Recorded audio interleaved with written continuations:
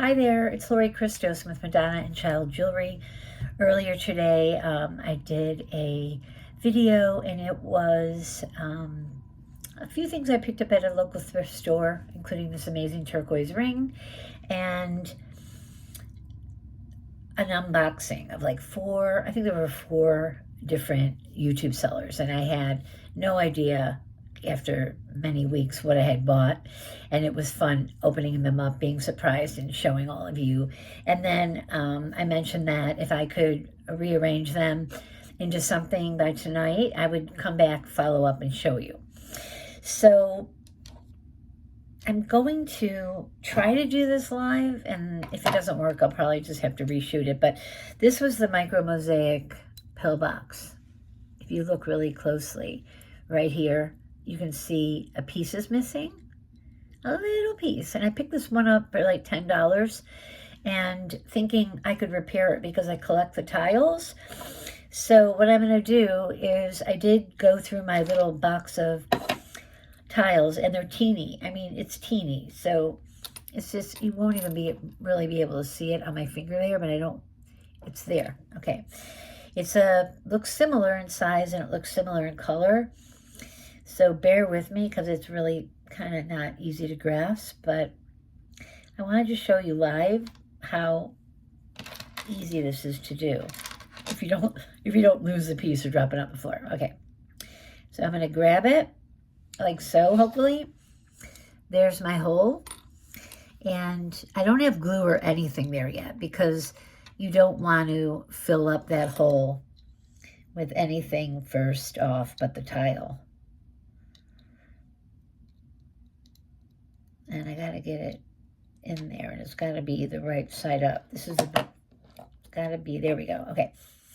So I had I just don't want to turn it so it falls out. But right there, I had found a sage green tile left over from broken mosaics that I've had over the years. I literally put it in. It was exact. The exact color, the exact match. I'm going to have to probably because as time goes by, these mosaics, they tend to shrink and expand and shrink, and then these tiles get loose and they fall out. So if I don't put a dab of little, maybe E6000, this is the glue I use for like mostly everything. It's the best. I'll put a dab over that and then just kind of rub it off while it's wet, and it'll hold. So look at that. I fixed that $10 little piece into now something that's perfect. No one can even tell it's been repaired. I did it before your very eyes. That's how easy it is. Save your mosaic tiles if you're a collector. And now it's perfectly good to go to be sold here or at my show. So that's the first piece. The second thing I showed you was, these were bright silver when I showed you. And I got these at the thrift store for $4.99. They're Napier. And I said, I have a trick that I do. I took a metal darkener and I put it in the solution for like maybe a minute. You can't keep it in too long. And then I took a piece that I just bought recently from Jason Adams' auction. He sells a lot of beautiful turquoise. Hooked it on. Super simple, like so. Now, do you think this looks real? Do you think this looks like I'm looking at something Navajo, that I'm looking at a real sterling chain? I think so. For $4.99, I just saved about $200. I think it looks amazing. I had it on, but it's kind of hard to clasp because it's got the original. But what do you think of that? So the piece on the bottom I got from Jason for like $60 on his auction. This is $5. This is now $65 all in. And I've got a good $200, $250 look. These are just little tricks of the trade that I do. I'm not going to go selling that as a sterling, all sterling piece. I'll most likely keep it because I'm the collector of sterling. But if I were to sell it, I would divulge that's not all sterling. Okay, a couple more things. This one, if you remember, you'd have to watch the video to even understand, but I had bought earrings from Doug at Raven's Chest. So I'll just show you one before, and then I'll show you the after. So it's gorgeous. It's made from Italy. It's an antique. It's a cherub on like a little swing. It has stunning detail. And my worry was when I bought them that, it's a screw back and I love them. How am I gonna, I don't wear screw backs. I don't want to lose them. How am I gonna change it out to make it pierced? And then I came up with an idea of I could cut the screw off right here, simply remove it. It leaves a little hole there where I can hook a pierced earring. Like I used a sterling wire. It could have been a nicer piece, but that was all I had. And then what I did was I pushed this forward so it wasn't like back. So this is it before I fixed it. I can do it. It took 2 minutes. And here's my after. I mean, this is for someone that I should have kept them intact. And if I keep the screws, I can always kind of go back to that. But here it is. I ended up, if you look at the back, I cut off the screw. I added this hook for the pierced earring and pushed this in so it was not sticking out. And now so easily, if I can find my hole. I guess I can't find my hole. Oh, golly. I mean, they're not that hard to find. Can you tell I'm so tired? Anyways, I'll try this side. Here we go. I kind of squeezed it tight just so it wouldn't fall off. So there I go. I've got this now into a pierced earring. And if I squeeze the back, it'll face forward. But it's now my antique. I still kept the intact piece that had the screw, which I thought I'd have to remove to make them pierced. But I made it a pierced. I didn't, do that much damage to the piece by just cutting off a screw.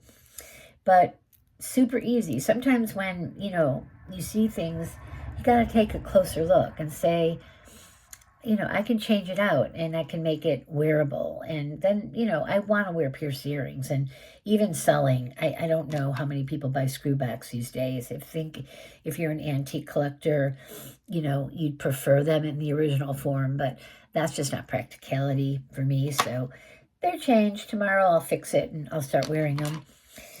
Lastly, I bought a couple of pieces I was showing you earlier. I had got a locket for $1. And it came, I figured it out. It was diamonds and denim. I think I posted it. But I took the locket. I didn't change the patina or anything like that. But it was plain, but beautiful. But I tend to add things. So I added a lovely little creamy pearl. I'll get stuck here. Okay, a lovely creamy, I gotta move this. I have no room on my desk. A lovely creamy pearl and a rhinestone. So there were flowers that had just like nothing in the flower. Rhinestone, creamy pearl, $1 piece, just now looks like much more. And I didn't go crazy. I had the same tone vintage chain. And I just hung it from there. It's short. So now, we have a much different looking piece than when I started. So I have $1 and maybe a couple bucks. So this is maybe less than $5 to make. It certainly doesn't look that. This is something now, after working on it, I'd probably charge $45. But it's a one of a kind too, because even if you had the locket, you wouldn't have it on this chain and you wouldn't have the pearl and the rhinestone. And I had it layered on my bust with the second one that I worked on. And they look great together. So I'm going to show you actually, if I can get it on. Okay. I had my nails cut down for the very reason of not being able to put jewelry on anymore. So there we go. There it is. Okay, now last piece that I was able to work on today. If you remember, I got a pin from Black Dog Vintage. And I said, first of all, it was wobbly, crooked. I had to straighten it out. And the pin, nobody wants to wear a pin. It's got a poking, stick on it. It's going to poke you. I had to work on the pin by removing some of the pieces. but I still was able to, I could have started down here and just made my life easier, but I liked the top piece, but it had some little holes there where I was able to add a chain. And now, I mean, it just looks like that. I mean, there's no work here. I'm talking 5 minutes. Use your imagination, repurpose things. I have gold chains coming out of my you-know-what from buying tons and tons of jewelry over the year. And here we go. I hope I put it on the right way. Yes, okay. There we go. I hope you can see it. I'm going to turn this up a little here. Okay, there we go. This is the locket. This is perfectly layering together is perfect. This is the piece with the fob at the bottom and all the kind of slide pieces, and took nothing to fix these pieces to make them look like really expensive. So this one, I can't remember what I paid, but I'm sure it was like about 20, the chain I had, so it didn't really cost me anything. We're looking at 21 and 5 or 6. This is about $25 altogether. It just takes an eye for quality. So when you look at something, you know, if it looks solid or older, or you could burnish it and throw it on a pearl, you're going to get a big look. And it's really fun to make jewelry. So when I go shopping, I just say, oh, that's pretty, even if I don't like parts of it, and take it and reconstruct. Here's another one. I've been working on micro mosaics because I bought a bracelet. It's in a previous video that had needed too many repairs. So look what I did. I just took it off. I put it on a brassy rosary bead that matches this filigree pendant that used to be an earring. Okay. It's a pretty necklace. It's like a one of a kind, very romantic, very dainty. I could keep going. I've got a hole here. Chances are I won't be done. I could put anything there. I could put a creamy pearl. I could put a cross.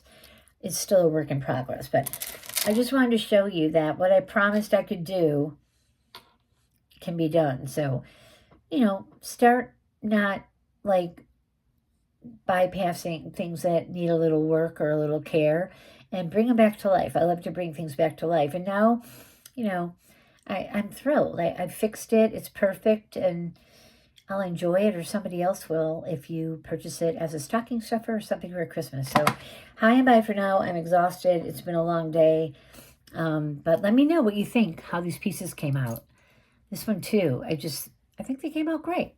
And they're available for purchase, so, you know, let me know what you think, and I can always quote you a price. I do have an email address.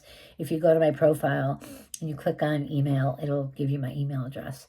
And I'd love to start selling some things on the side. I've started doing it, and it's just wonderful. I just send people things that are new customers to me, because I have a clientele from my jewelry business, but to get new people excited about my creations from YouTube, it's such a thrill and a joy and a new passion. It's inspiring a new passion in me to not just make religious, but also go back to just vintage jewelry. So hi and bye. Good night.